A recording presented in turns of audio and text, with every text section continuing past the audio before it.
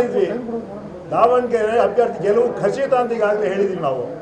ಅದು ಕೂಡ ಕೆಲವರು AICC ಜನರಲ್ ಸೆಕ್ರೆಟರಿ ಅಲ್ಲಿ ಇದ್ದಾರೆ, AICC ಸೆಕ್ರೆಟರಿ ಅವರೆಲ್ಲ ನೋಡ್ಕೊಳ್ತಾರೆ, ಎಲ್ಲರೂ ಗೊತ್ತಿದೆ ಯಾರೇನು ಮಾಡಿದ್ದಾರೆ ಅಂತ. ಅದಕ್ಕೆ ನಾವು ಹೇಳೋದಕ್ಕೆ ಏನಿಲ್ಲ, ನಮ್ಮ ಪತ್ರಿಕೆ ನೋಡೇ ಇಲ್ಲ. ಅದಕ್ಕೆ ನಿಮ್ಗೆ ನಾವು ಏನು ಹೇಳ್ತಾರೆ ನೀವೇ ಹೇಳ್ತಾ ಇಲ್ಲ.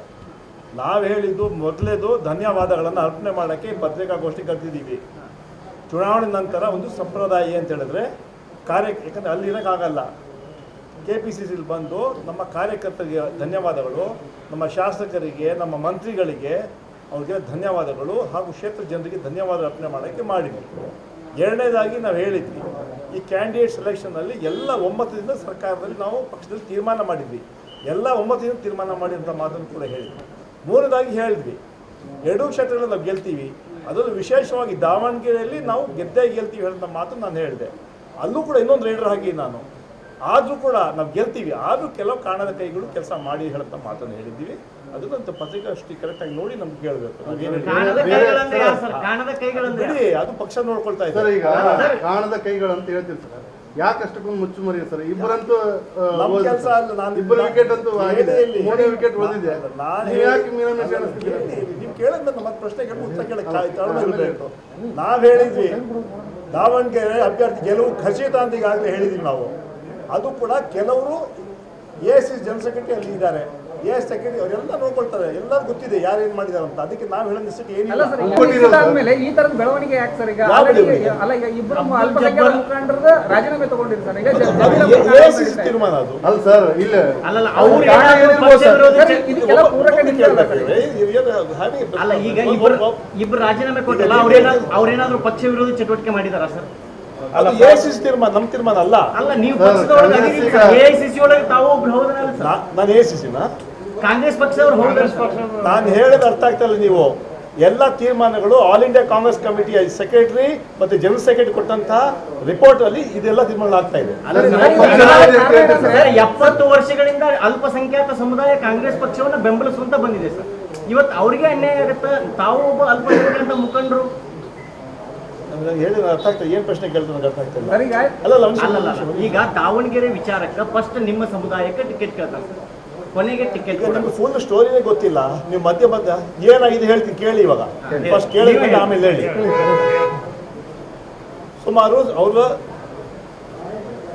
ದಿವಂಗತ ನಮ್ಮ ಶಾಮನೂರವರ ನಿಧನ ನಂತರ ಆ ಕ್ಷೇತ್ರಗಳಲ್ಲಿ ಅಲ್ಪಸಂಖ್ಯಾತ ಟಿಕೆಟ್ ಕೊಡೋದು ಹೇಳೋದು ಸರಿ. ನಾವು ಕೂಡ 3 ಮೀಟಿಂಗ್ಗಳಲ್ಲಿ ಅಲ್ಪಸಂಖ್ಯಾತರಿಗೆ ಕೊಡಬೇಕಂತ ತೀರ್ಮಾನ ಆಯಿತು. ಅಲ್ಲ, ನಾವು ಕೇಳಿದ್ವಿ ಮುಖ್ಯಮಂತ್ರಿಗಳಿಗೆ, ಅಧ್ಯಕ್ಷರಿಗೆ, ಸುರ್ಜೇವಾಲ ಕೇಳಿದ್ವಿ. ಅದಾದಮೇಲೆ ಅಂತಿಮ ಒಂದು ಸಭೆ ಆಯಿತು, ಕೊನೆ ಹೈ ಪವರ್ಸ್ ಕಮಿಟಿ ಮೀಟಿಂಗ್. ಅದರಲ್ಲಿ ಮುಖ್ಯಮಂತ್ರಿಗಳು, AICC ಜನರಲ್ ಸೆಕ್ರೆಟರಿ, ಸನ್ಮಾನ್ಯ KPCC ಅಧ್ಯಕ್ಷ DK ಶಿವಕುಮಾರ್ ಅವರು, ಮಲ್ಲಿಕಾರ್ಜುನ್ ಅವರು, ಮತ್ತು ಎಲ್ಲ ಜಮೀರು, ನಾನು, Nazeer, Rizwan, Naseer general secretary AICC, ಕೇಳ್ರಪ್ಪ ನಿಶಾ, ಎಲ್ಲ ಅಲ್ಪಸಂಖ್ಯಾತರ ಮುಖಂಡರು ಆ ಸಭೆಯಲ್ಲಿ ಕೂತ್ಕೊಂಡ್ಮೇಲೆ ಅವ್ರು AICC ಜನರಲ್ ಸೆಕ್ರೆಟರಿ ಹೇಳಿದ್ರು, ಕಾಂಗ್ರೆಸ್ಸಲ್ಲಿ ಒಂದು ಸಂಪ್ರದಾಯ ಇದೆ, ಯಾರಾದರೂ ತೀರೋದು ಅವ್ರ ಫ್ಯಾಮಿಲಿ ಕೊಡೋ ಸಂಪ್ರದಾಯ ಇದೆ. ಅದೇ ರೀತಿಯಲ್ಲಿ ಬಾಗಲಕೋಟೆಯಲ್ಲಿ ನಾವು ಮೇಟಿ ಮಗನ ಕೊಡ್ತಾ ಇದ್ದೀವಿ. ಅದೇ ರೀತಿ ನಾವು ಇಲ್ಲಿ ಕೂಡ ಕೊಡಬೇಕಾಗ್ತದೆ. ಇದು 2 ವರ್ಷಕ್ಕೆ ಶಾಮನೂರು ಶಿಕ್ಷಕ ಅವರು ಬದುಕಿದ್ರೆ ಈ 2 ವರ್ಷ ಅವರೇ ML ಆಗಿರ್ತಾಯಿದ್ರು. ಆ 2 ವರ್ಷ ಕೇಳಿದ್ವಿ ನಾವು. 2 ವರ್ಷ 2028ರಲ್ಲಿ ಬೇಕಾದ್ರೆ ಅಲ್ಪಸಂಖ್ಯಾತ ಕೊಡಿ ಹೇಳಿದ ಮಾತನ್ನು ಅವರು ಮಲ್ಲಿಕಾರ್ಜುನ ಅವರು ಹೇಳಿದರು. ಅರ್ಥ ಆಯ್ತಾ ನಿಮಗೆ? ಕಾಂಗ್ರೆಸ್ ಪಕ್ಷದ ಎಲ್ಲ ಅಲ್ಪಸಂಖ್ಯಾತರ ಮುಖಂಡರ ಸಮ್ಮುಖದಲ್ಲಿ ಈ ತೀರ್ಮಾನ ಆಗಿರೋದು. ಯಾರು ಕದ್ದು ಮುಚ್ಚಿ ಮಾಡಿ ಅಂತಲ್ಲ. ಅದಕ್ಕೂ ನಾವು ಕೂಡ ಅದರಲ್ಲಿ ಮೀಟಿಂಗಲ್ಲಿ ಇದ್ದೀವಿ. ನಾವು ಆ ಮೀಟಿಂಗಲ್ಲಿ ಅಲ್ಪಸಂಖ್ಯಾತರ ಮುಖಂಡರ ಸಮ್ಮುಖದಲ್ಲಿ ನಮ್ಮನ್ನೆಲ್ಲ ಒಪ್ಪಿಸಿ ಆ ಟಿಕೆಟ್ ಕೊಟ್ಟಿದ್ದು.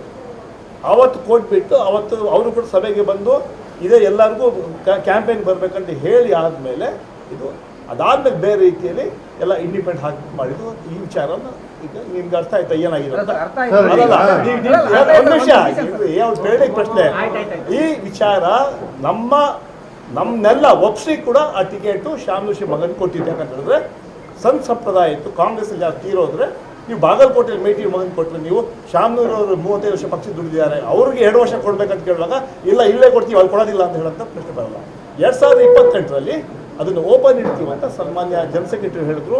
ಅದನ್ನು ಚರ್ಚೆ ಮಾಡೋಣ, 28ಕ್ಕೆ ಓಪನ್ ಇರುತ್ತೆ ಅದು. ಆವಾಗ ಅಲ್ಪಸಂಖ್ಯಾತರು ಕೇಳಿ ನೀವು ಅಂತ ಹೇಳಿ ನಮ್ಮನ್ನೆಲ್ಲ ಒಪ್ಪಿಸಿ ಅದು ಟಿಕೆಟ್ ಕೊಟ್ಟಿದ್ವಿ.